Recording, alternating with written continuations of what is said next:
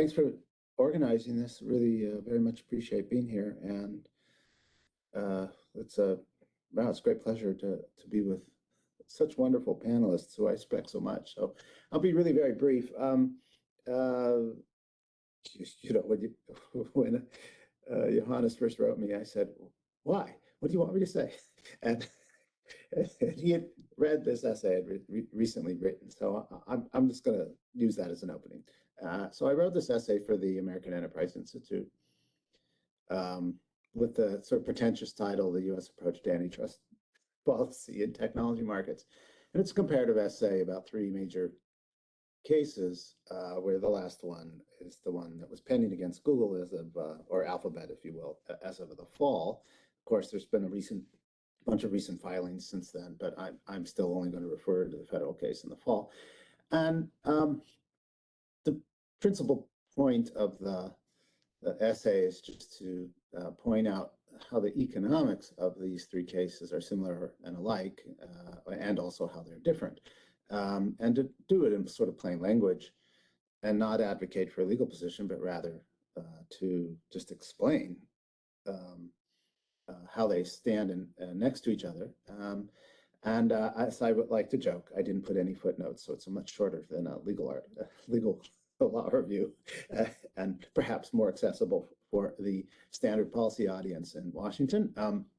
It's 6,000 words long, and I often say, with some seriousness, it's for a policy maker who doesn't know their history, and also with some cheeky relevance, but also some seriousness. Plenty of academics who are too embarrassed to admit that they really have not paid attention to any of this, but need a foothold to get inside of what's going on. So that's the purpose of it. And given 5 minutes, I'm just going to tell you after reviewing the three cases, what are the strengths and weaknesses of the way the U.S. tends to approach antitrust. I'll start with the drawbacks. Certainly, one of the often remarked drawbacks is it is one target at a time. It's not a panacea the way the U.S. does antitrust. Even though many commentators sometimes treat it as such, that everything relates to competition, and I think that's just not correct way to characterize historically what's occurred and what's likely to continue. Second, it's an inherently slow process. It goes through the courts, and that is problematic when markets move very fast. It works best when what I would call a conscientious, self-regulated CEO. And most CEOs are just not schooled in this topic, and really they lack reasons to pay attention to antitrust until they are on trial. It's just not a part of standard education, and many CEOs don't understand why they need to pay any attention. And finally, it often relies, if you read the remedies carefully, it relies on, it has an abiding faith in competition, and therefore relies on competition in addition to the court's relief, to court's remedy. It relies on competition to make the remedy most effective. Its strengths, in contrast, are it tends to focus quite a lot of attention on impediments to pluralism in supply, particularly in innovative markets. This is something I often don't hear people say, and that's one of the things I wanted to stress. Where by pluralism, I mean a significant number and variety of options brought to market to compete with the dominant firm. And antitrust tends to bring a lot of attention to whether there's impediments to that. It does not tend to be a one-size-fits-all approach, or if you will, it's very flexible. And that is true of both the way it analyzes issues and remedies them. And that is today actually a principal question on the table, which is another reason to raise it. And finally, the remedies tend to have an abiding faith in markets. That if you read them, that is often a strength because they work well when removing an impediment does in fact unleash a pluralistic supply. And as it's turned out, most tech markets in the US have that characteristic once you do remove impediments. So finally, the last thing I'm going to say, it does bring some attention to the Google-Apple deal, which has not received, or starting to receive more attention, but it had not when I first wrote this essay. And I just want to say, there's a deal, Google pays Apple to be exclusive default on the iPhone. It's worth about $8 billion as of 2020. There's another $4 billion as of 2020 for other things. And just to be really clear, there's nothing wrong with having Google on as an app on the phone, just like everyone else. The issue that arises is because there's money changing hands. And so the essay just goes through both sides. It's a neutral essay. I'm not taking sides, but I want to say when you look at the economics of it, it boils down to two direct competitors cooperating for money, and it reduces competitive features. Now, what are the usual economic arguments in such a situation? If these were not dominant firms, this would just be fine. If there were plenty of competition. But I think a lot of us would be skeptical that that's the case here. And so that unless there's some essential economic fact missing from the public record, as I walked through it, I've found myself being rather skeptical of an economic justification for the kind of coziness we're observing here. Now, maybe there's a legal justification because the law for platforms has been changing most recently, and it's nice to have Herb here. He'll probably have something to say about it. But as an economist, I would say if this makes it past the U.S. court, it does mark a pivot in the way I think most of us read antitrust law. So the last thing the essay does say is I'm watching history and trying to forecast the future on the basis of the past. Both brands are going to pay a price for the course of scrutiny that's going to be visited on this deal. And that's sort of interesting because Google's the one, or Alphabet is the one who's the focus of the inquiry, but Apple is not. And yet I suspect they're going to pay quite a high price for this in the kind of ridicule they're going to be put through in the public once stuff comes to light. So that was it for just an introduction. And thanks for your attention. Thank you very much, Shane. How do I stop? Here we go. And officially welcome to Annabelle Gower. It worked. Fantastic. Hey, Annabelle. Hello, everyone. Hi, Can you so hear good me? to have you here. Yes, we can hear and see you. That's wonderful. I can hear you. You can hear me. We can see each other. And Shane just gave a really interesting set of ideas. So delighted. Wonderful, wonderful. So the guiding question you posed, Volker, and thank you very much to you and Professor Johannes Ram as well to organize this, is to expand a bit on the positive and the negative roles of big tech firms for innovation and competition in the digital economy. So I think that there's a lot of positive, but but there's an increasing concern that the negative is creeping up. And that requires us scholars as well as regulators to perhaps understand deeper the mechanisms of what is going on. So just very briefly to recall, platforms, I think are becoming the dominant model of organizational form and the dominant business model in the digital economy because they take advantage of the technological conditions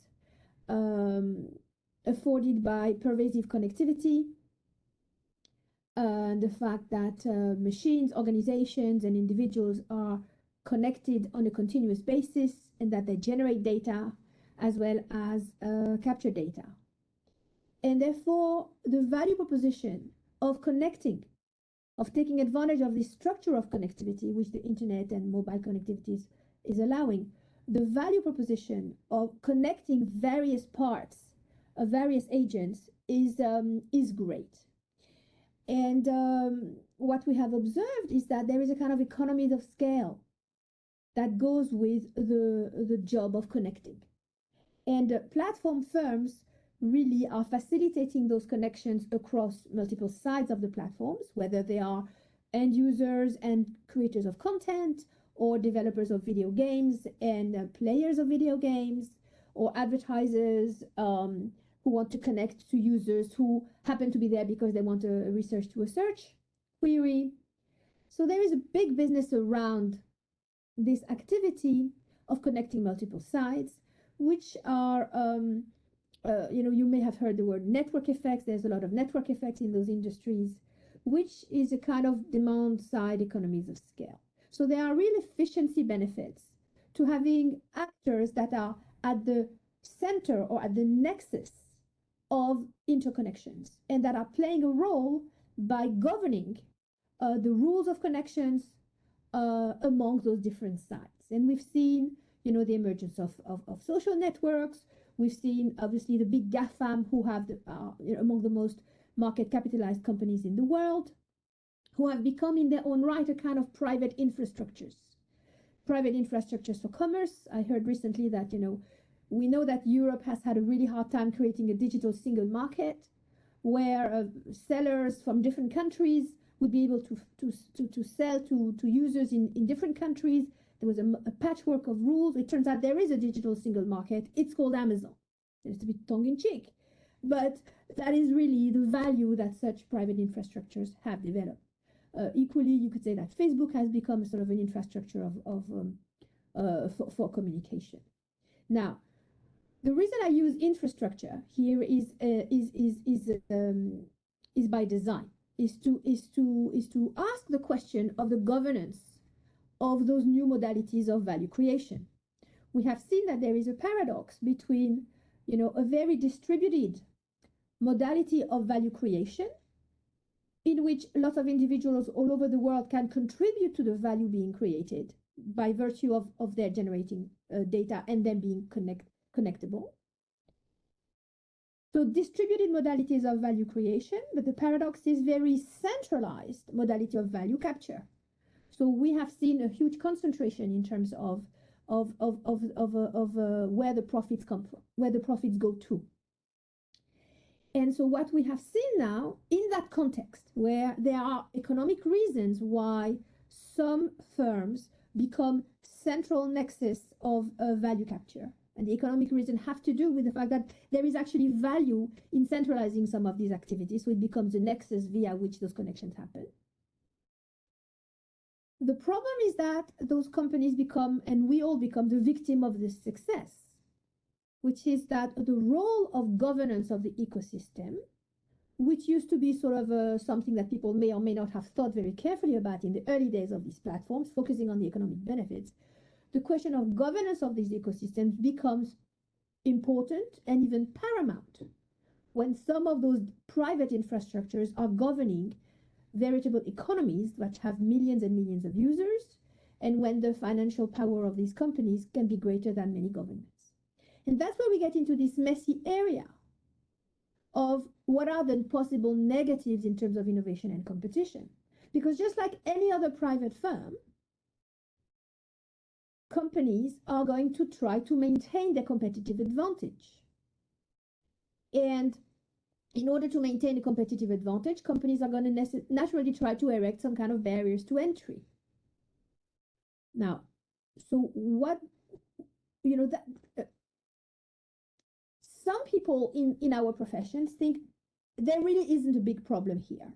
If we just let market play their role, there is going to be a kind of dynamic competition that is going to happen, and newcomers are going to come in and dethrone the big players of today.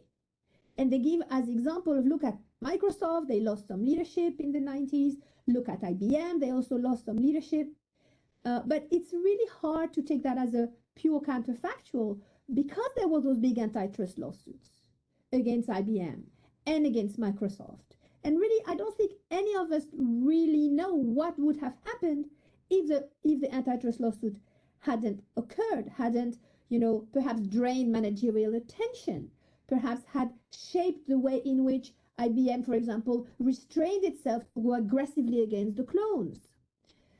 So we are really living a sort of a major global experiment in which there is a new form of power that is being expressed via these new kind of organizations. And economics tells us that those actors are going to have the incentives, and we know they have the capabilities to try to diminish a certain kind of innovation, which is going to be innovation on substitutes, while they have incentives and capabilities to stimulate another kind of innovation, which is innovation on complements. Now, those of us that have worked on platforms, for a long time, Shane, for example, with his great paper with Tim Bresnahan, one of the very first one in 1991, looking at those behaviors, and I've done some of that work myself since the early 2000s. We know that platforms, of course, they want innovation to happen. They want a specific kind of innovation, which is innovation on complements, which is great, which is why the platform or a subset of platforms, which I call innovation platform, are really good for innovation. But do we really want, and that's a question I would love to hear the panel about and the audience as well, do we really want as an end game an economy and a society where a very small number of uncontestable companies orchestrate the kind of innovation that we are allowed to happen and focus, innovation on the complements that will enhance their competitive position? Do we want those decisions to be made in a way that is not contestable or not? And I would also love to hear the views of the panelists on what are their views on certain current efforts from regulators, such as, for example, in the EU, the Digital Markets Act, that is aiming to make digital markets more contestable by imposing ex ante a list of do's and don'ts, and among the do there are some interoperability obligations. I would really love to hear what the panelists have to say about that. And I will stop my initial remarks here. Thank you. Thank you very much, Annabelle. A lot of food for thought already and preparing discussion in the panel. Excellent. And Herb, you're next. Thank Please you. go ahead. You can hear me? Good. My focus is going to be a little narrower than both Shane and Annabelle. I want to talk a little bit about gatekeeper competition policy, which is a new focus in competition policy. The Europeans are a little bit ahead of us in the U.S. I'm going to take kind of a U.S. perspective because that's the one that I have, and just offer a couple of points. Number one, I think designating gatekeepers on the basis of absolute size measured by usage or revenue is a mistake. I mean, under the current proposals that did not get through Congress last year, mainly the American Innovation and Choice Online Act, basically the gatekeepers would have been Microsoft, Meta, Facebook, Alphabet, Amazon, and Apple, and maybe another firm or two. Facebook had a big decline in usage midway through the year and actually dropped below the threshold. I think that's an inherent problem in regulating on the basis of size. And I think it violates a pretty important principle in antitrust law, which is that market power attaches to products, not to firms. Every one of these firms produces multiple products, and they have different amounts of market power or leverage in different products. For example, Microsoft is a very, very large firm, but its search engine, Bing, occupies less than 3% of the market. So so the approach taken in the AICOA of designating firms on the basis of large gross size and then supplying heightened scrutiny to them without regard to what their market share is in a particular product or their dominance in a particular product, I think is mistaken. Now, to be sure, there are places where firms can exert leverage from one position to another, such as Alphabet with its positions in Android and Google Search. Of course, Google Search is doing the same thing with respect to Apple in the situations that Shane just pointed out. Here, I think it's very important not to confuse multi-product leverage from economies of scope. I mean, for example, when Amazon sells ebooks and then also sells a set of tablets and readers that are optimized for ebooks. Is that anti-competitive leverage? Probably not. It's probably really taking advantage of economies of scope, particularly since it makes ebook readers available at no charge for all kinds of other devices as well. Okay, that's my first problem. My second problem is I do not think the case has yet been made for applying particular aggressiveness in competition policy to online firms. We don't actually have a lot of data about comparing the competitiveness of online and traditional markets. To the extent we have information, the online markets seem to be working pretty well. Search costs are lower in online markets. There's more economic growth in online markets, and by a very, very wide margin.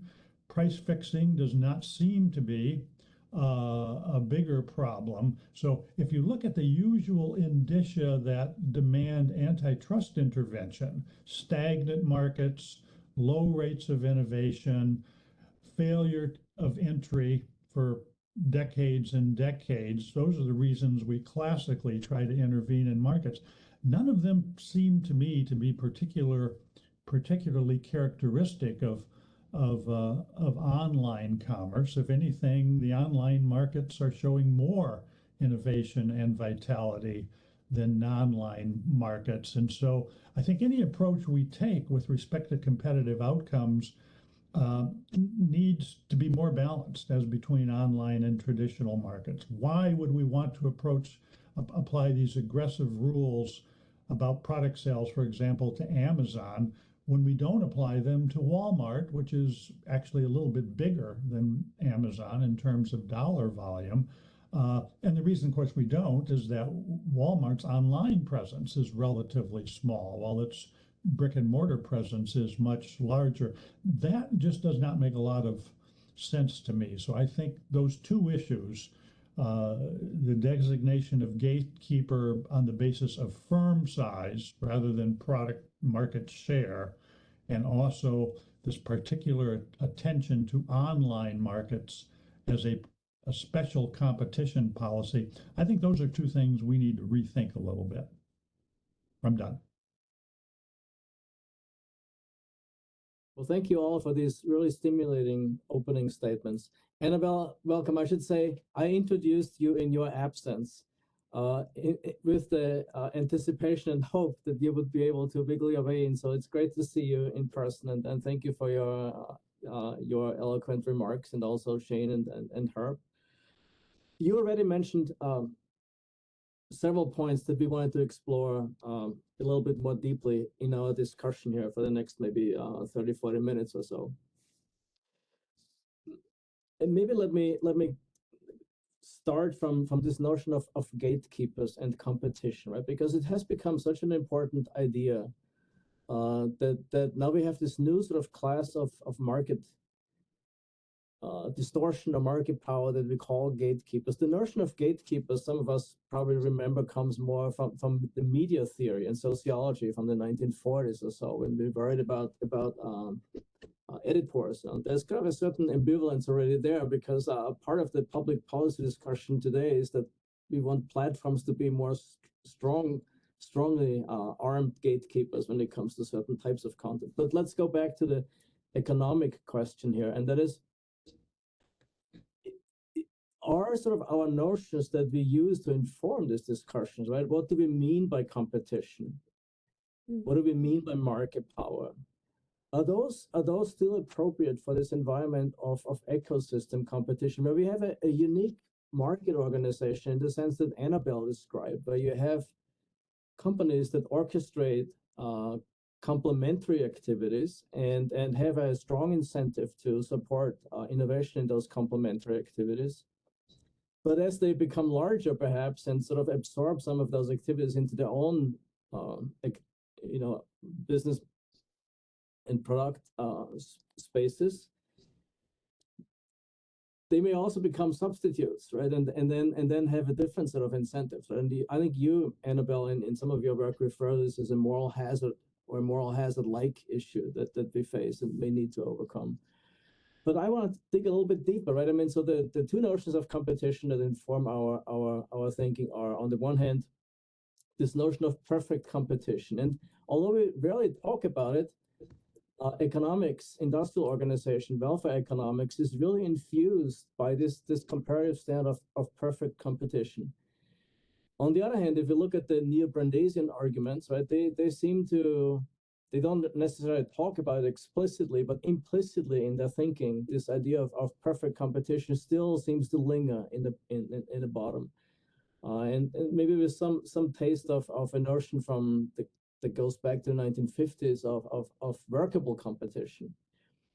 But I want to venture here and maybe throw out to you as a question: do we have a sufficiently strong and reliable and robust analytical understanding of how competition works in these ecosystems that can inform these policy decisions, or do we need to, as we think about specific cases, do we also need to invest in rethinking competition? Schumpeter, for example, said that a system that is always in a state of imperfect competition in the long run will be more efficient than one that is always in a state of close to perfect competition, right? So I wanted to throw this question out to you. What do we know about competition? How does it work in those platform ecosystems? Do we need new approaches, or are the existing ones robust enough to address those issues? And I think we'll just, whoever wants to jump in and take the question. I'll be glad to take something if that's okay. Yes, please. I think from where I stand, the most workable model for addressing digital commerce is classical monopolistic competition. That is to say, easy entry, firms compete very heavily by differentiating their products rather than cutting price to marginal cost. And associated with product differentiation, of course, is higher degrees of innovation. And we can debate about whether we think that's fundamentally bad or good things, but those are characteristics of the internet market.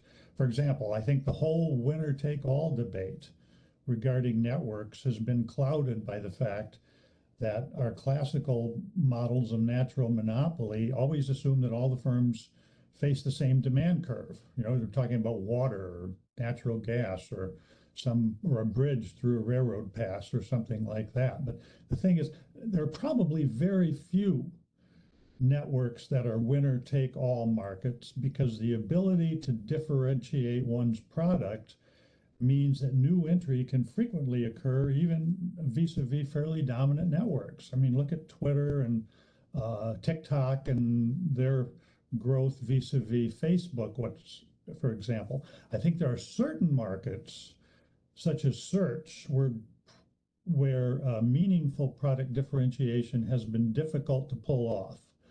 I mean, you think about search for a second.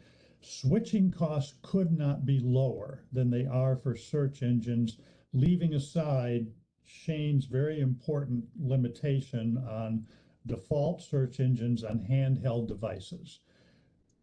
Those are sticky. They are stickier than they are on desktops and laptops. But other than that, search engines, they're free. You don't have to register. You don't have to put in your credit card number.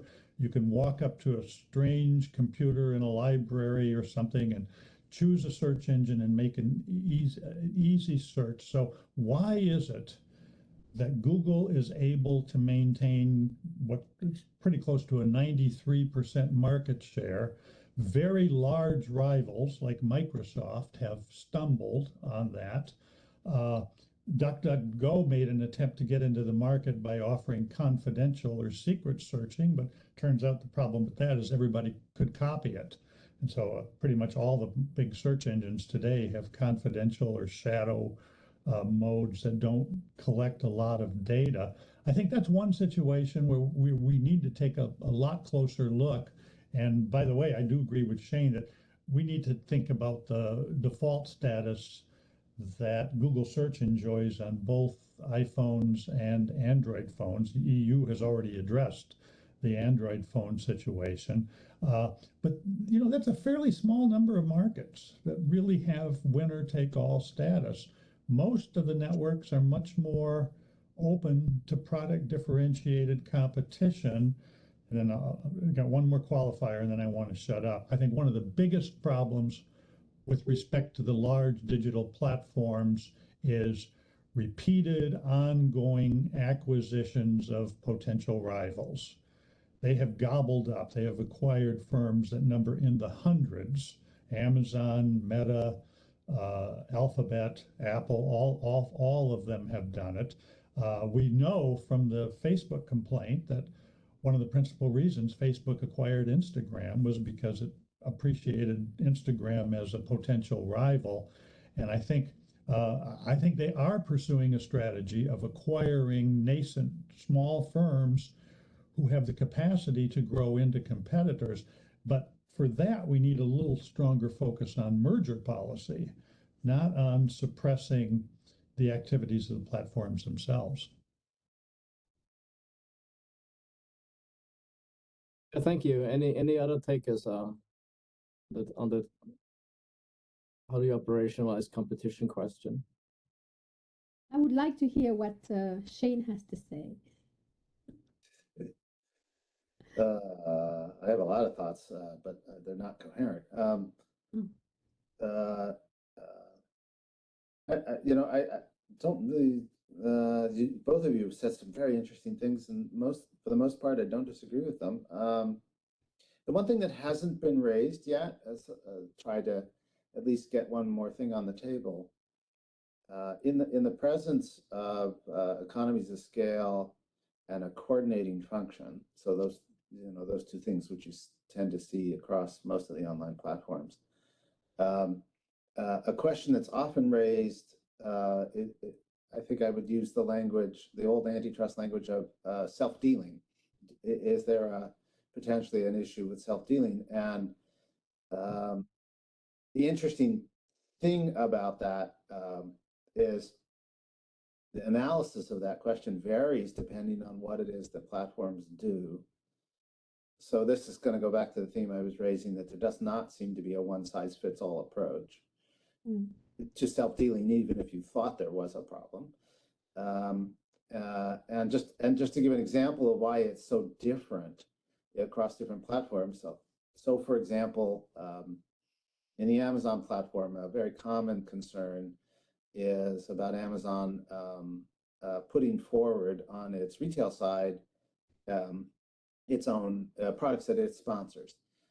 And per se, that activity per se can't be necessarily problematic, because if they're putting forward lower priced products, what's the problem?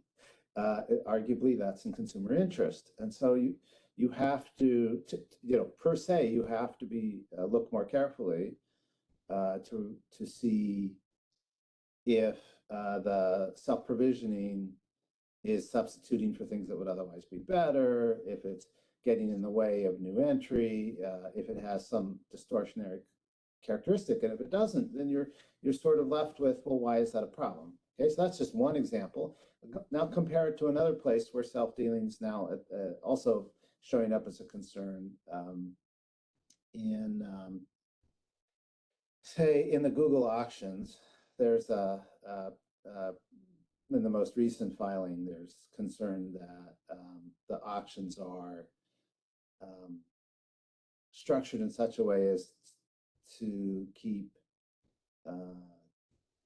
advertisers coming back to Google, not going to other auctions for ads and for other syndicates for ads.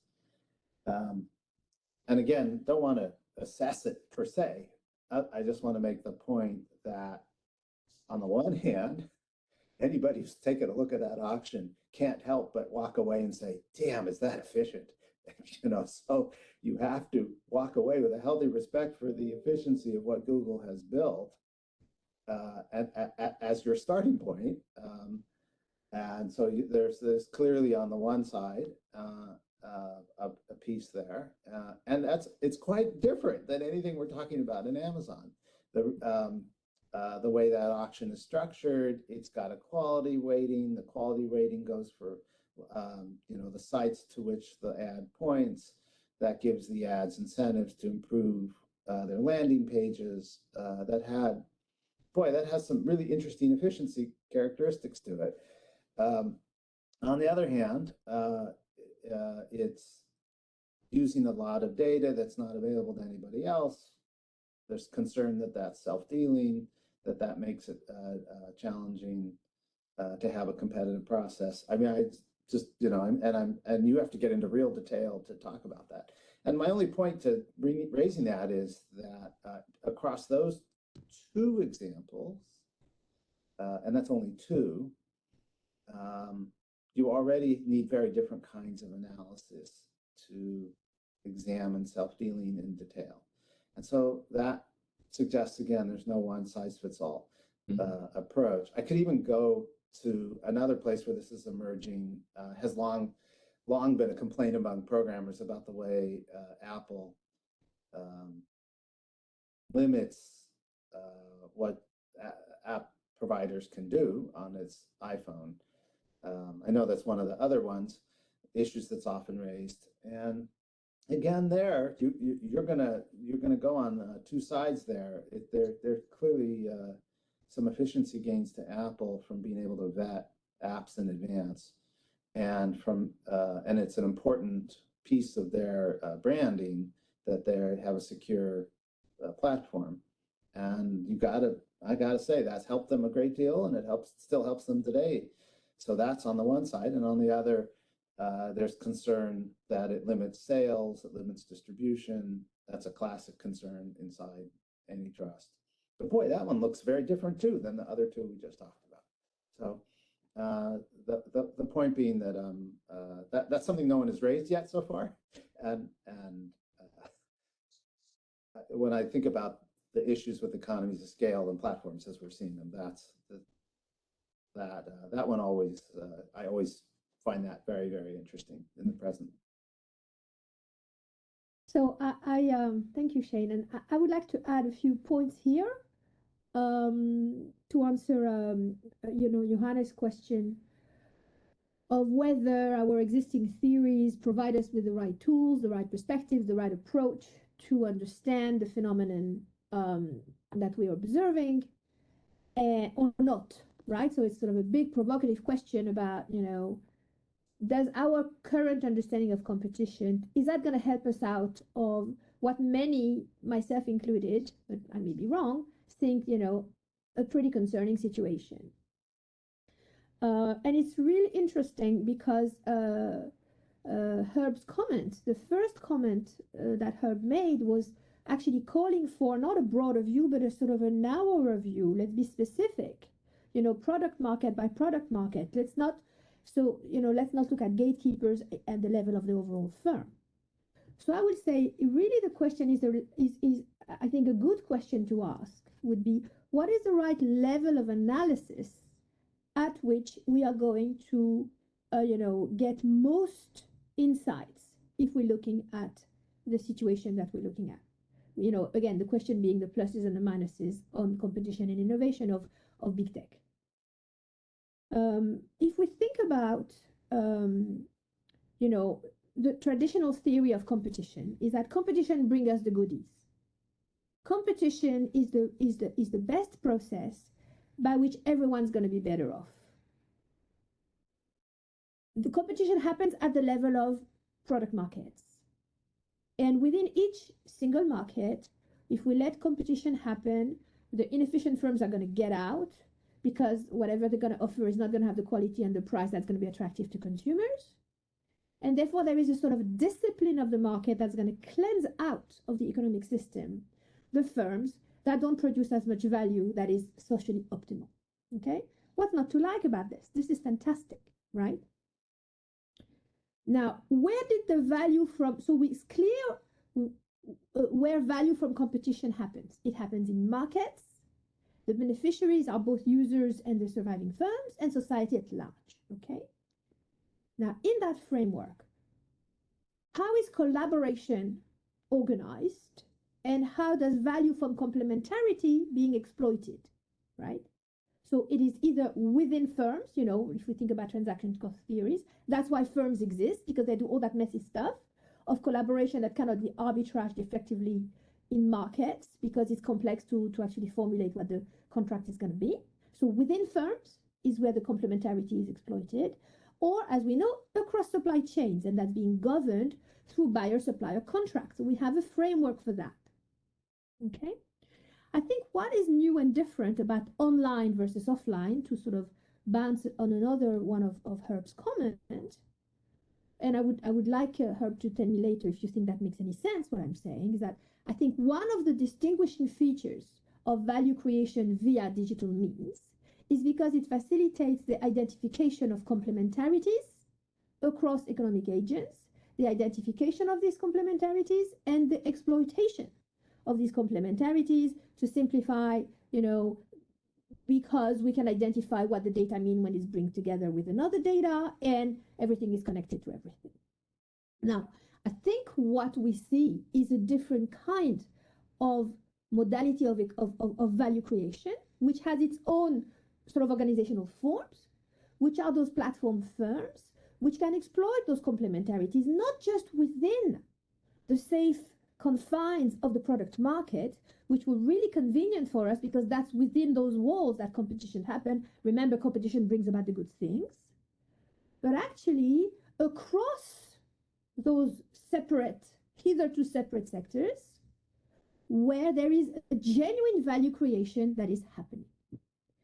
This leads us to ask a question which I think is a question that we don't have an answer to yet, but I would love to, you know, participate in a collaborative effort to get to a better answer, is what would it look like to have really good functioning ecosystems, really well functioning ecosystems?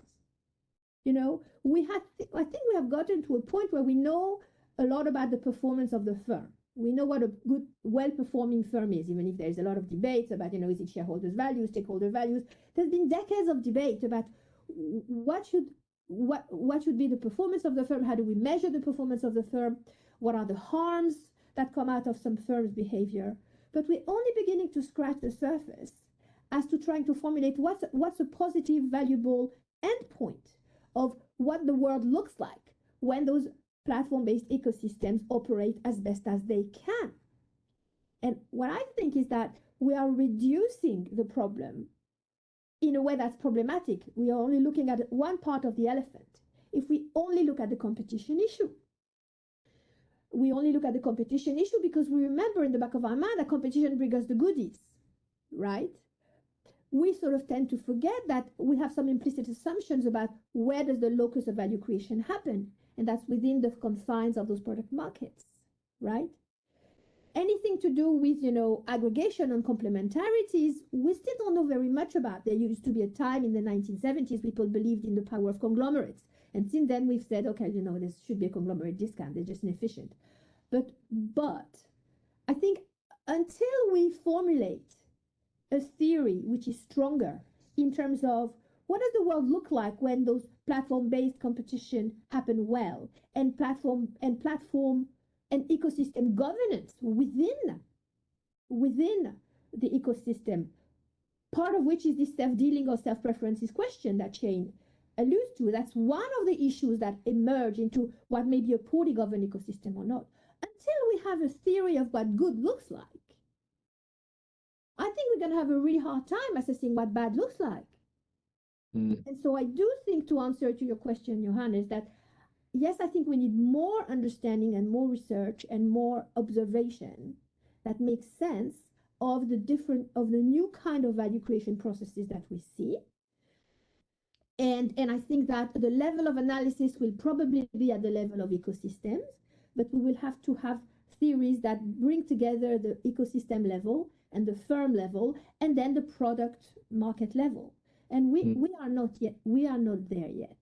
And by the way, I want to make a shout out to Bill Lair, who has great comments there, and it's great to have your inputs there. So we'll circle. Thank you. We'll circle back to the comments in like 15 minutes or something. See, Johannes, can I make a brief response to both? Sure. Yes, please go ahead. I was going to ask you. Go ahead. Oh, okay. Oh, okay. I'm sorry. Yeah, on Annabelle's first. every time you see these talks about self-preferencing or multiple products being sold on the same platform, it seems like the right always runs to complementarity and economies of scope as the explanation, and the left always runs to leverage as the explanation. And I think that's a useful line of inquiry, although I think there are some important tools to use in order to tell the difference. One of them is market power. Complementarity can rarely be harmful in the absence of market power. Another one is the availability of consumer choice. For example, how important is it that Google's status on handhelds is the default status? People can switch. Turns out they switch a lot more on desktop laptops than they do on handhelds, but nevertheless, it's an important consideration. And I agree with Annabelle, we need to learn more about that. On Shane's comment, this is a very interesting one to me because he talks about, Amazon more or less reverse engineering third-party sellers' products and then coming up with its own version. And that happens across the board. Not all of the targets of the copying are small. For example, Amazon sells Amazon Basics alkaline batteries in competition with Duracell. Well, Duracell is owned by Berkshire Hathaway, one of the biggest companies in the country, and it also reverse engineers products from smaller firms. Is it a bad thing? No, I think I agree with Shane. Fundamentally, it's not a bad thing. I think one of the things this points to is a little bit of rethinking in our law of intellectual property rights. The policy of IP law generally is to restrict copying of things that are protected by IP rights, but to encourage dissemination of things that are not protected. That's kind of the flip side of IP, and dissemination can be just as important for the transfer of knowledge as IP protection. And so then the question becomes, okay, well, so if Amazon, in the process of copying a third-party merchant's product, if it's violating a patent or a copyright or perhaps even a trademark, that would make litigation appropriate. But how about if this is a public domain product, a product that's not covered by a patent or copyright? And there, let me just say that our current policy is kind of schizophrenic in that regard. For example, when pharmaceutical patents expire, we cannot wait for generics to pile in and come in with their own versions, bringing the price down. So why is it we get all bent out of shape if Amazon does the same thing to a public domain product? Now, one explanation is, of course, that Amazon is taking advantage of confidential information that merchants are supplying to it. That is certainly should be actionable. And we probably have existing legal tools for going after it. However, by far the most useful data point for reverse engineering is a copy of the good. That is to say, what you really need if you want to copy a Belkin charger cord or something like that is you need a copy of the Belkin charger cord, which anybody can get, and then you give it to your engineers and you let them reverse engineer it, and that's probably all they need. And if in fact that is all that is going on, I think we should just move on and let Amazon do what it's doing. So just to add, one thing you sometimes hear, and this also seems to me to be very testable, this is why it's so interesting, is there's some of the people who worry about self-provisioning by Amazon worry about the listing, the buy box. Yeah, the ranks and the designation of favored products and stuff like that. That can and does move market share. But the nice thing about that accusation is that seems eminently testable. And so if it's an advantage or disadvantage, okay, let's go look. And it seems like this sort of thing we can, the ranking, if the bad thing is happening, I'm not saying that it is, I'm just saying if it is, we should be able to see, and you should be able to see what the how ranks translate into sales. You should be able to see, you know, designations affecting direct competitors and so on. So that there is buy box problem. We know a couple of things. One is that when Amazon puts a product at the top, almost everybody buys that as their choice. That is to say, it is not common that people do, but the other part of it is consumers are absolutely free to switch with no more than a mouse click. I mean, this is an area where consumer switching costs are extremely low, and so if you don't like Amazon's first choice, you can pick another one. And so what that suggests is that Amazon's customers have a fairly high degree of confidence that when it designates one product or seller as the first choice, that's the right one for them, and they go ahead and make their order. Very, very interesting points. Let me sort of spin this a little bit further here. I mean, you already made some really important remarks and interesting thoughts, and you also alluded to the process of innovation, and I want to sort of repeat maybe the sort of this abstract question again on do we know enough about how innovation unfolds in those ecosystems, right? I mean, so we have very often very rudimentary theories of innovation, but really got all the field of industrial organization into a cul-de-sac, I think, was this discussion on is more competition or more monopoly good for innovation or not, right? And it was kind of an falsely construed probably question and tied up for 20, 30 years, many resources. But what we do know in a more dynamic view of innovation is that it's a combination of different things, right? It's the costs of innovation are important, the probability conditions are important, the coordination costs of coordinating in those complicated ecosystems are important. And you all alluded to sort of the conflicting incentives that the platforms may actually have. On the one hand, they want to sort of open up a space to stimulate complementary innovation. But by appropriating some of the value from those activities, or maybe too much of the value of those activities, they may inadvertently then reduce the generativity of their systems. And maybe over time, there's actually evidence that over time, platforms have more of an incentive to appropriate the value that others generate and less of an incentive to create those open spaces. But again, like in the case of competition, it seems that our research is very poor. And so I'm wondering whether you would want to comment on whether we know enough about how innovation in these systems unfolds, and maybe given our time here, tie it to the next question. That is, we see increasingly in Europe and in the United States a reference to new tools of intervention to sort of guide competition, to guide innovation, or keep it vibrant.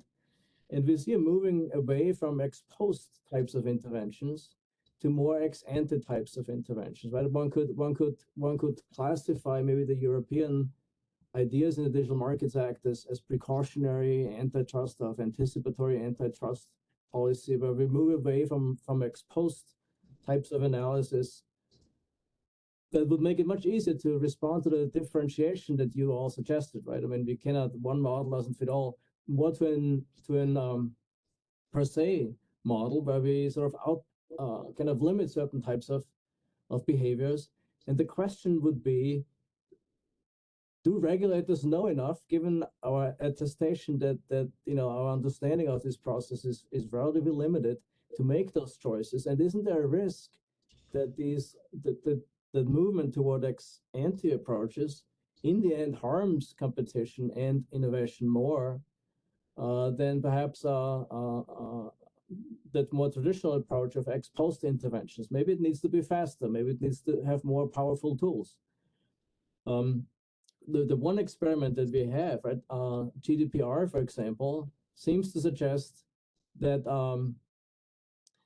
that the regulatory intervention, the policy intervention, had high costs in terms of the generativity of that space. Now, one could say, well, this is what we are willing to pay for better privacy protection. But the question here is that the dual question is, do we know about how innovation unfolds?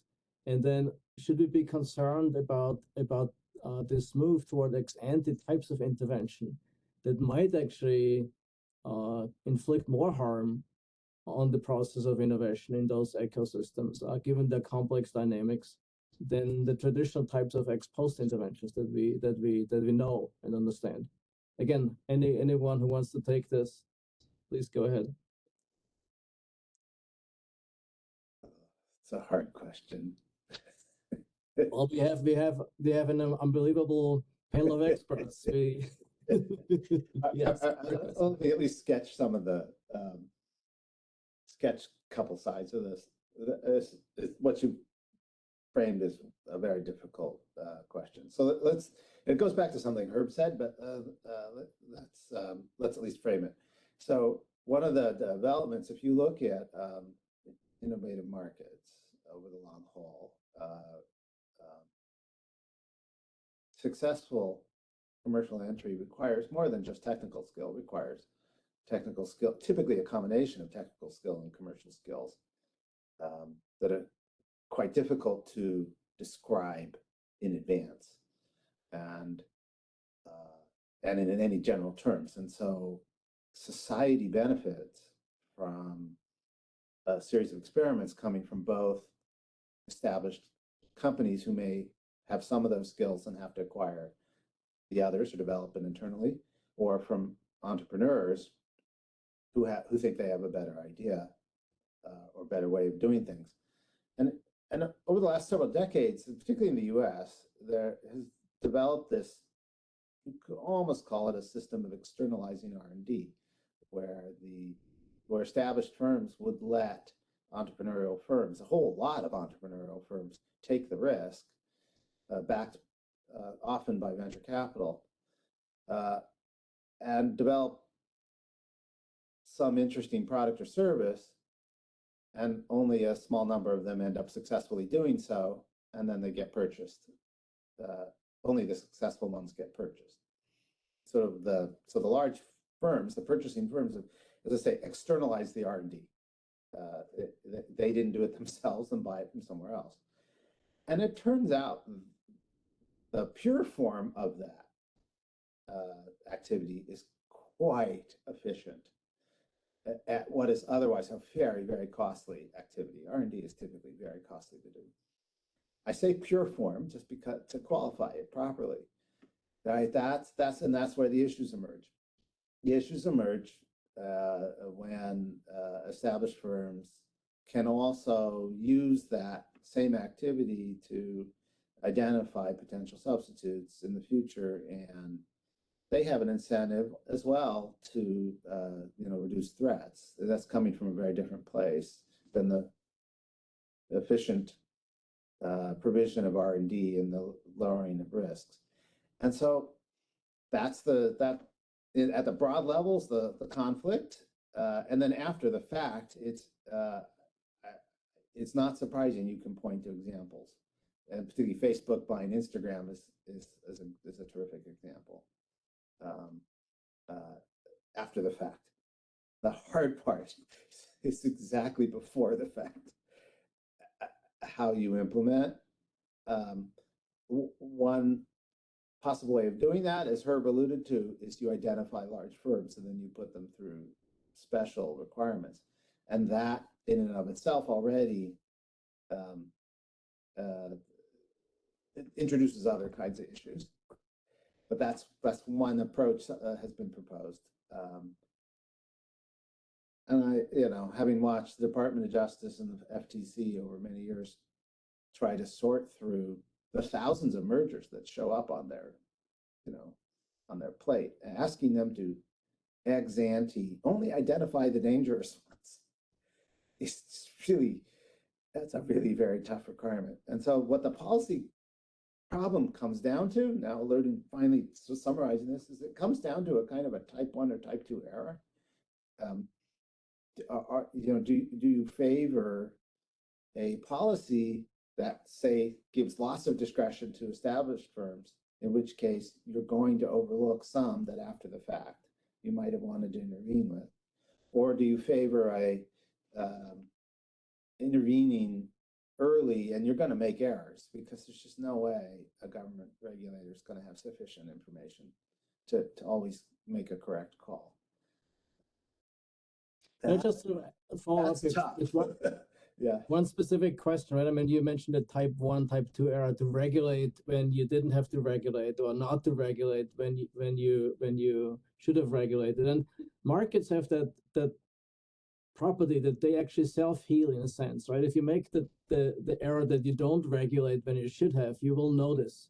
But if you regulate when you shouldn't have regulated, it's very difficult to find out, given that there's no counterfactuals in many of those cases, right?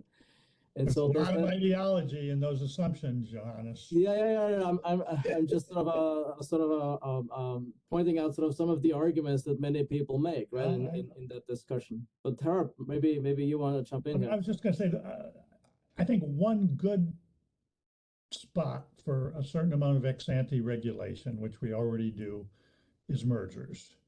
Why? Well, first of all, the cost of remedying a merger before it occurs is very, very much lower than the cost of unscrambling it afterwards, okay? But the other point is that, yeah, we don't know what the effect of an unconsummated merger will be. There's a certain amount of prediction. We do a lot of modeling.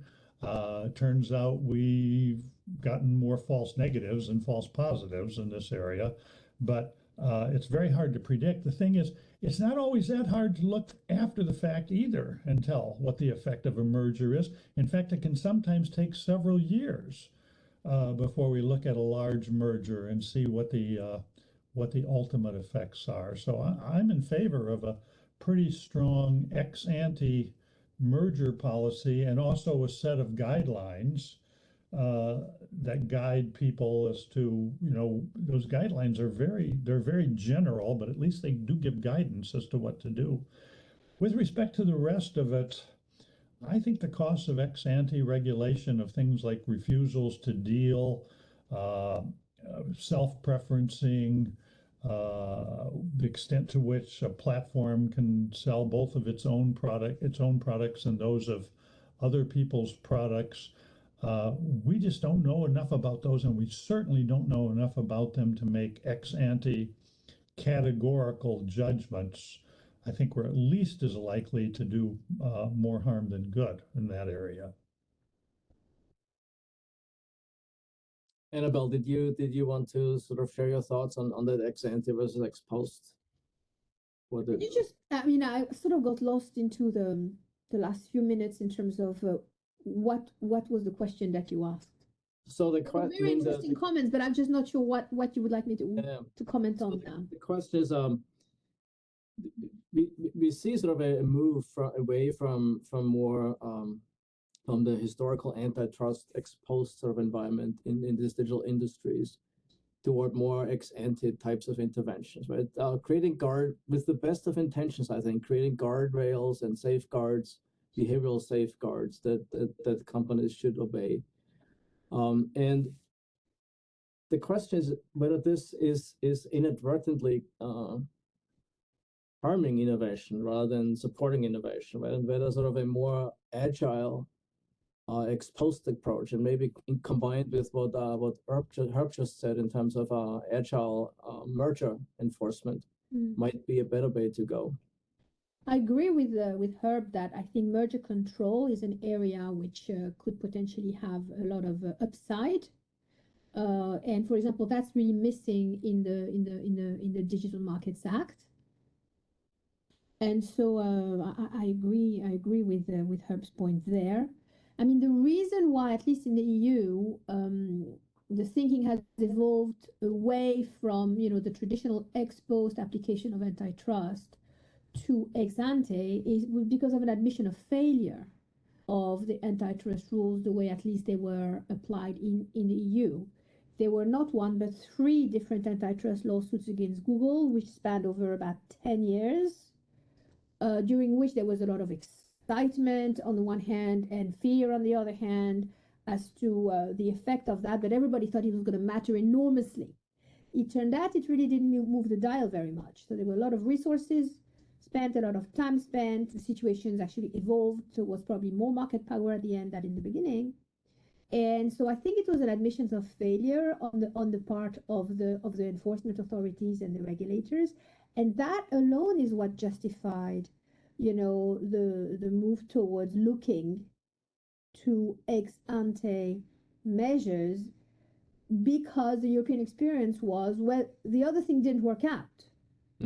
So I've even heard some European, analysts say, the US are about to find out that it's not going to work out either, while others say, well, actually, the US implementation of antitrust is actually different than the EU, which is sort of builds on the point that Shane was saying, in particular in terms of, breaking up companies is actually possible. It happens very rarely, but it can happen in the US, whereas it's almost never happened in the EU. And then we get into this question that Herb was saying about, the difficulty of unscrambling the egg, if you wish, after a merger happens. There's some work by Tommaso Valetti at Imperial College. He used to be the chief economic officer, the chief economist at the European Commission, who says, well, actually, it should be possible to unscramble the eggs. So just to situate why people have gone towards ex ante was a perception of failure of ex post. Okay, now, is this risky? Yes. Are the rules the right one? We don't really know. Are there risk of implementation failures? For sure.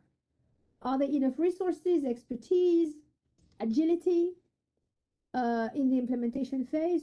We don't know yet, So was the alternative, i.e. do nothing, a better solution? Probably not. So I don't know. I mean, I personally think it's better than leaving things just as they were. Mm-hmm. But is it a risk-free, road? Absolutely not. Absolutely not. And actually, I think so. I think that in the US there is an opportunity perhaps to observe what's happening in the EU and learn from this process.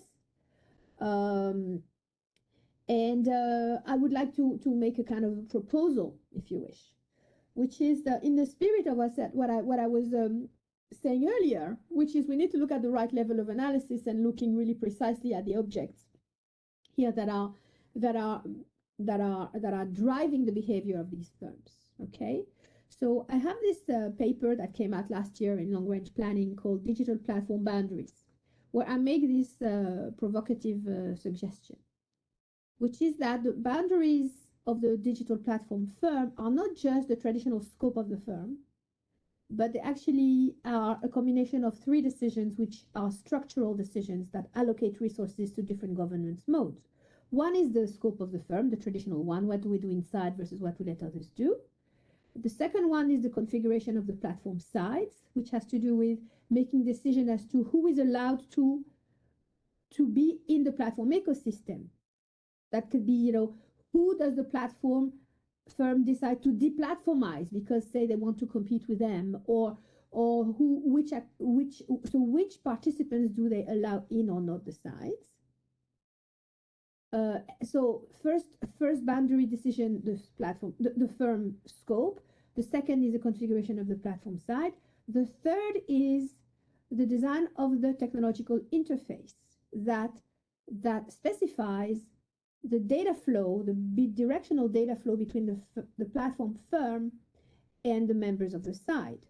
This can be, more one way, more the other way. In a way, you can think about the Cambridge Analytica problem as Facebook being too open in the way that it lets some data, that Cambridge Analytica should not have access to, data about friends of friends. It was too open in that direction. And in that paper, I make a suggestion that we need to look at the behavior of firms in those three dimensions, because sometimes one is a substitute for the other. That is, what you can close up some behavior by either excluding people from sites or by not giving them access to data. And we heard about the example of the acquisition by Facebook of Instagram. When Facebook bought Instagram, originally it looked just like an extension of the scope of the firm. And Facebook promised that it would keep separate the data from the Instagram users and the Facebook users.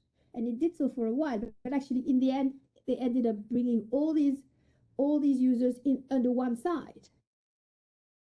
So I think here is a direction where if we could look at the behavior of firms which make acquisitions, that expand the scope of the firm. It's very hard to know the intent of firms when they acquire a company like Instagram or like WhatsApp. It's very hard to know whether Instagram or WhatsApp would have had the tremendous success they would have had they not been, integrated within the Facebook, system.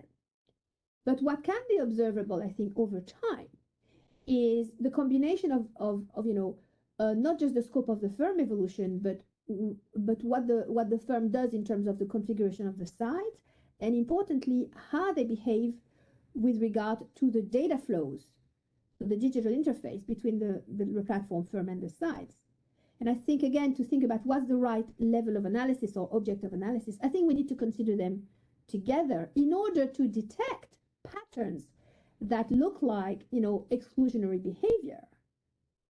So I think we have different measures now, and we need to think about different measures that really capture the behavior in order to make assessments about, for example, mergers that go beyond the traditional, models that we have about the effect on pricing in the specific product markets, to be a better fit, a better match with the reality of these companies, which have several levers of action they can manipulate, and where there are actually configuration of these bundles of actions across firm scope, firm platform sides, and digital interfaces, some of which are likely to suppress innovation, and others are more in substitutes, and others are not. Mm-hmm. Very, very interesting, very thoughtful. So I'm going to turn it over to thank you all to Volker to bring sort of some of the Q&A into the discussion for the remaining part of our panel here. Absolutely. Thank you so much. What an exciting discussion. And thanks, Annabelle, for opening this actually to also the uncover or unpack all of these issues to give also a lot of food for thought and discussion. So we had some questions, and one is, or a few were by Bill Lair. And since Bill had many questions and comments, and I think they're worthwhile discussing, of course, I would ask Bill actually to ask them themselves, and I will give him the floor and make him a participant of the panel. And of course, he agreed. And I would also offer this option to the other people who ask questions, because I think now it makes sense and we still have the time. I would ask you to be a bit concise in asking the question and focus on the major question, Bill, as well, and also the panelists to be concise in answering them for the sake of time management. Thank you. So, Bill, the floor is yours. You should be able to speak and unmute yourself. Really, this has been a really interesting panel, and I wish we had a whole lot more time to keep going. And I thought that most of the questions that I asked earlier in the chat, and I would suggest to folks, because there's a lot of other comments other people raised in the chat, grab the chat and stick it in and think about it later, because there's more to follow up here. My comments were really at two levels. One is I really do believe, and I really liked what Annabelle Gower was saying, is we need a theory of competition amongst ecosystems. So I would have asked, how do you comment about that? A lot of these cases, and I think you could answer that question at many different levels, but I think that is a really interesting question. And I thought also what she suggested about the conglomerate literature and the multi-product competition stuff. I also think way back when about this discussions about the Japanese competition of the Zaibatsu. And that takes me to my second question, which is basically, there's a tension here about anticipatory versus reactionary sort of antitrust policy. Most of antitrust policy for example, it's not about having market power, it's about abuses of market power. So first you have to figure out who has market power, they have to figure out was it actually abused. And that then is sort of not well matched to the need when we think there's really a risk of a problem going forward. And so maybe the question there really is, at what point do we say this isn't antitrust policy but industrial policy? And it's the combination of the two of those things that ultimately states have to deal with. And at what point would you hand it over to industrial policy and say, you guys figure out how we want to manage the future, and let's not necessarily think we can handle this whole antitrust policy. And let me just stop there because hopefully time for other folks to talk.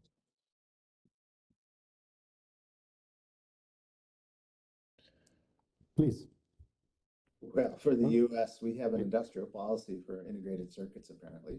We just passed a bill to support that industry in a pretty direct way. And we also had one probably 50 or 60, well, 75 years ago when the Department of Defense told the Bell Labs to make the invention available to everyone and licensed freely. But I think that's we don't have many other examples, so not least in the U.S. I would just say one thing about pharmaceutical support, and I think that goes to some of the points that that's fair. Herbert was saying about, and also what you were saying about the research funding, externalization. Government pays for basic research, industry comes in, No, and to the extent they're building on it, what extent of those there should be social benefits. But anyway, those are research questions. But go ahead. Yeah, no, I agree with you. That was a research question. It's great. It's a great question, Bill. Yeah, let me just add a couple of things. It's not antitrust's appropriate role to pick winners or to decide which industries need to be subsidized or supported in some way. It is antitrust's role to make sure that there are not restraints that hinder development in markets, whether or not the government has decided to promote them. So, if we think the U.S. semiconductor industry needs a lot of support in order to favor our position vis-a-vis the Chinese, that's not an antitrust question. That's an industrial policy question.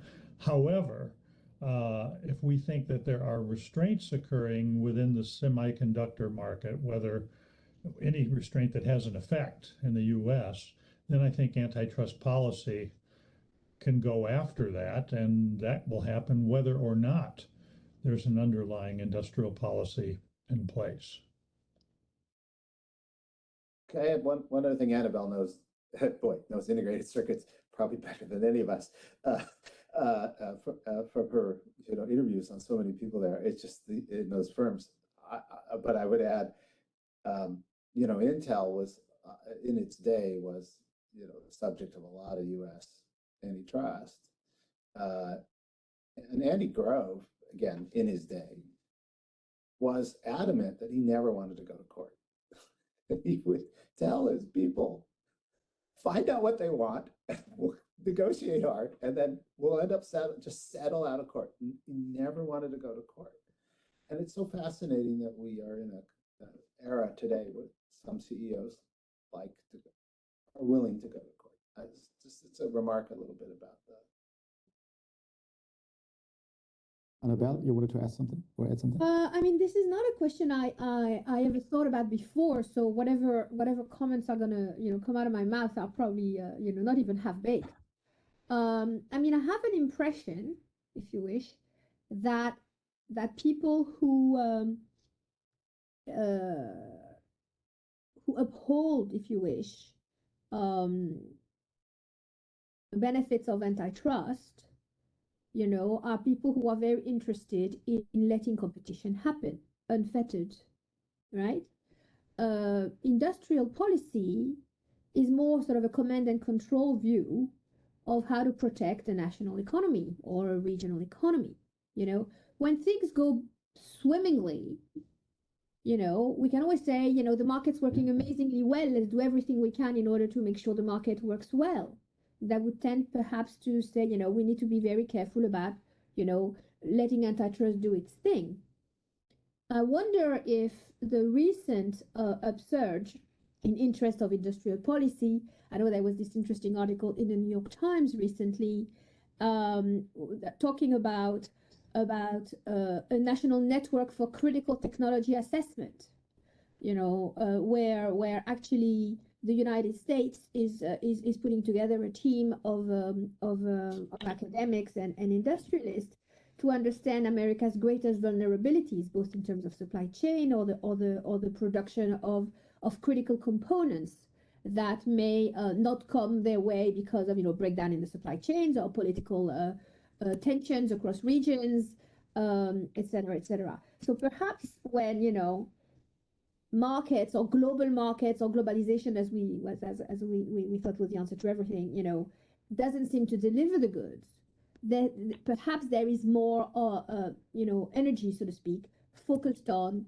more of a command and control industrial policy type thing. So what I'm trying to say is that it's not just, this is your job, this is our job, there is a neat division of labor, and let's not make this. I'm wondering whether, it's a hypothesis, whether there isn't actually an underlying political climate within which there's more resources and expectations on letting markets do what they do when we're happy about what the outcome is, or saying actually we need to complement that with more industrial policy. It's just an open question. It's an empirical question.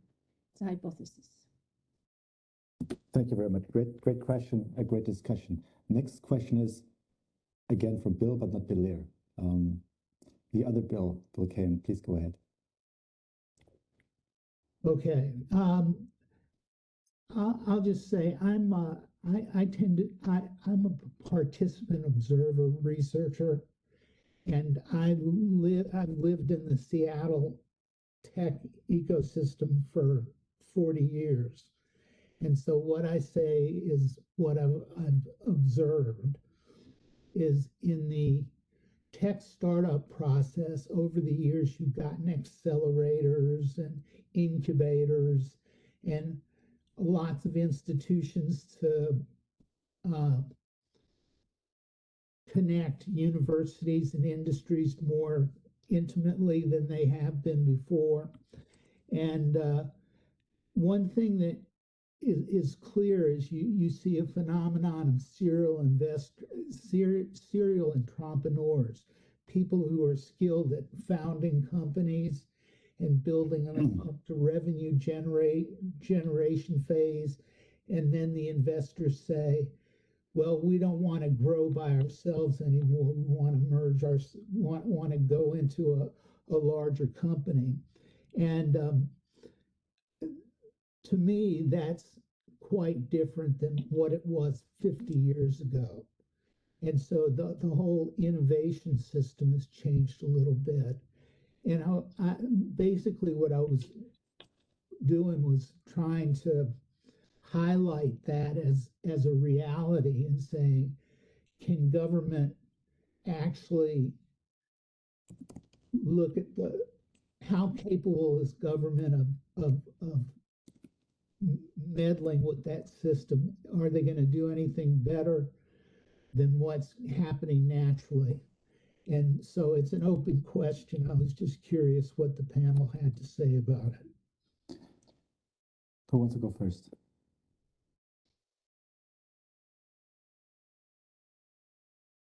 Shane? Oh, I thank you for the question. It's a great question. The part with a great question. I was hoping the other panelists would jump in and I have time to think of something. Let me focus on the thing you put in the chat. You identified a number of mergers that after the fact, Google, YouTube, Microsoft, LinkedIn, Amazon, Zappos, and Goodreads. I might also add Microsoft, GitHub. And for fun. Yeah, there's plenty you can fill in. Fill in. And how about AT&T and Time Warner, which, just to give us an example of one that really did not go well. So, the whole range. It's a great example of the range of things that can happen. I want to focus on the Google YouTube one for a bit because it does actually identify both the two sides of it. YouTube, when they were acquired by Google was, it's true, at the same time trying to do something very similar. And so it would, one would say, from an ex ante perspective, that potentially that was reduction in competition. Have to recall at the time as well, Google was not nearly as large as well. So I want to make a little bit of qualification there. The interesting thing about that one is after the fact, Google put an enormous amount of money into YouTube. And at least two things I've got to give them credit for. One is the automated identification of copyrighted music, which I don't think anybody had really invented until then at the scale that they've done it, which is really quite impressive. And then the second thing is the creation of advertising around video and user-generated video, and now at this point, professionally produced video. That turned out to be a lot harder than anybody anticipated. And so to Google's credit, they actually created quite a bit around that. And it's a little hard to think in the alternative where that merger had not occurred, that YouTube would have been able to do that on its own at the same speed. So it's it's tough. These are tough ones. I could go on at length about a lot of these mergers because I know a lot of them in detail, but that's just that one gives you a good sense of the real why it's tough. Thank you very much, Shane. Annabelle, anything to add from your side? Yeah, I mean, this is a really hard problem.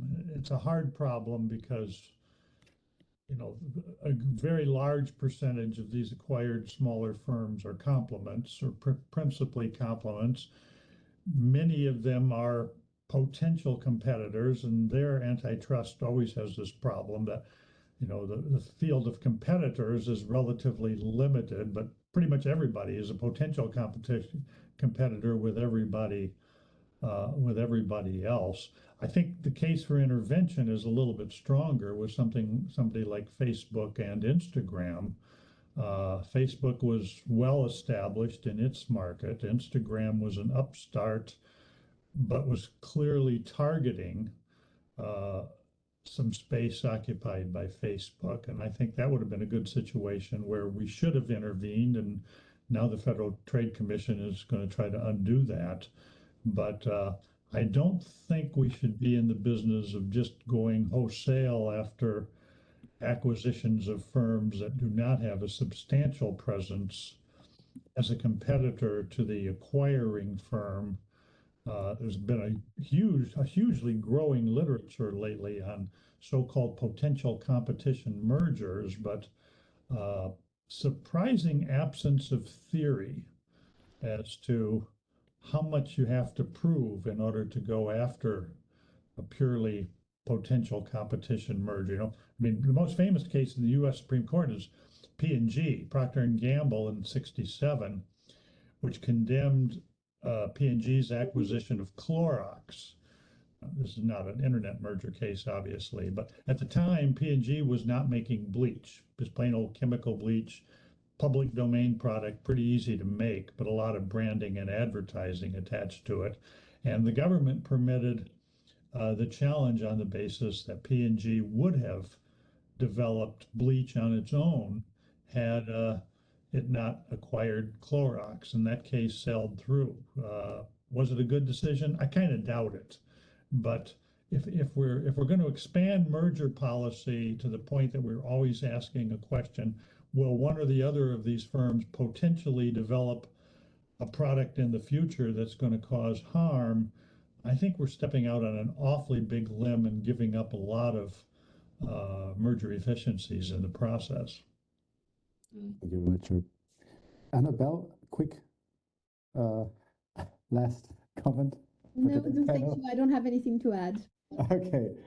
Thank you so much, everyone. It was just a fantastic discussion. And I think we've, discussed so many areas, and we could continue because it's extremely fruitful here. Thanks for everyone on the panel, but also attendees and your questions. We couldn't address all questions now due to time constraints, obviously, but of course we wouldn't expect, right, that we answer all questions there are or explore all in one session. But thanks again to everyone. It was really, really fascinating. Excellent. And Johannes, I think the last word, maybe. Well, thank you all. Thank you. I mean, I've tried to be the devil's advocate here somewhat and push you. And I think I would actually be interested in perhaps staying connected on this question of, but how can we come up with specific research programs? And I like this notion of comparative research, right? One option that policy has actually if we are not certain what kind of instrument would help us to muddle through, right, in any particular case, is we could actually think about creating institutional diversity, where we actually create like a meta environment of different settings. But that's of course more of a brainchild rather than anything that can be implemented in policy. But I think the research community, in my view, has a responsibility to help sort of bridge some of those areas where we lack knowledge, and policy needs to act. I think there's clearly, we have a sense that the hopes that we had in the digital economy are kind of not measuring up to what we see, or sort of what we see is not measuring up to the hopes. And I fully understand sort of the need and appreciate the need to intervene. And I think over time we'll have to enable that learning process to improve the way we do it. And that's what I see as the role of researchers. And I think your discussion, your fantastic sort of insights have really contributed to move this a notch further. So thank you very much. Highly appreciate your comments and your time. Thank you very much. Yeah, thanks for having me. Thanks so much. Thank you. Thank you. Thank you. Thanks for the opportunity and great to see you. Great to see you. Nice to see all of you. Yes.